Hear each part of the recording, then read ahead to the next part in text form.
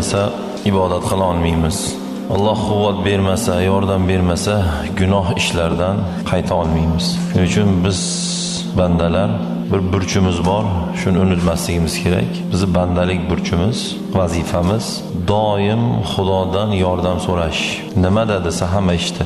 Gunoh ishni tashashga, ey Allohim yordam ber, quvvat ber, imkon ber va sabablarni menga ko'rsat, bildir. Nima qilsam shu qiladigan yomon ishimdan qutulaman. U ishingizni nimaligini siz bilasiz, u ishni nimaligini men o'zim bilaman. Hammani o'zini aybini, kamchiligini va qaysi gunohlarni doim va bemalol qilayotganini hamma o'zi biladi. Va ibodatda ham shu, ya'ni yaxshi ishni qilishlikda nimaga sus va dangasa bo'layotgan bo'lsak, yo o'sha ishga bir jur'at